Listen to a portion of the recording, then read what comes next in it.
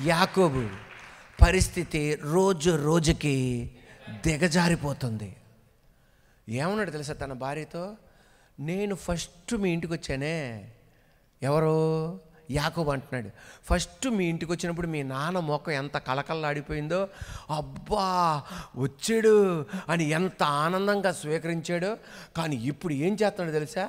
7 సంవత్సరాలు లేయ కోసం చేశాను, 7 సంవత్సరాలు నీ కోసం చేశాను, మొత్తం 14 సంవత్సరాలు నేను కష్టపడింది మొత్తం లాగేసుకున్నాడు. చూసావా ఎలా చేస్తున్నాడు? రోజు రోజుకి నా పరిస్థితులు ఏమైపోతున్నాయి? రోజు రోజుకి పరిస్థితులు దిగజారిపోతున్నాయి. నిన్న ఉన్నట్లేవు, మొన్న ఉన్నట్లేదు, నిన్న సంవత్సరం ఉన్నట్లేదు, ఆ ముందల సంవత్సరం ఉన్నట్లేదు, నిన్న ఉన్నట్లేదు, ఇది వరకు ఉన్నట్లేదు.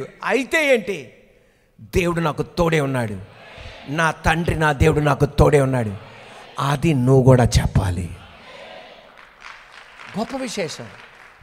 రోజు రోజుకి పరిస్థితులు దిగజారిపోతున్నాయి. ఒక్కొక్కడు వచ్చి ఒక్కొక్క కబురం తెస్తున్నాడు.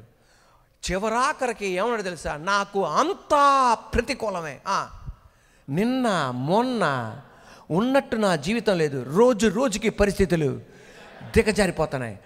ఏ రోజైతే రోజు రోజుకి పరిస్థితులు దిగజారిపోతున్నాయి అనుకుంటున్నావో, యాకోబు అన్నట్టు నీ హృదయములు ఇది ఉండాలి. అయితే ఏంటి? నా తండ్రి దేవుడు నాకు తోడే ఉన్నాడు. అయితే ఏంటి? మనం అనాల్సింది, నా యేసయ్య నాకు తోడై ఉన్నాడు. అయితే ఏంటి? నా యేసయ్య నాకు. రోజు రోజుకి పరిస్థితులు దిగజారిపోతున్నాయి. అబ్బా హల్లెలూయా. రోజు రోజుకి పరిస్థితులు దిగజారిపోతున్నాయి. అయితే ఏంటి? నా యేసయ్య నాకు తోడై ఉన్నాడు.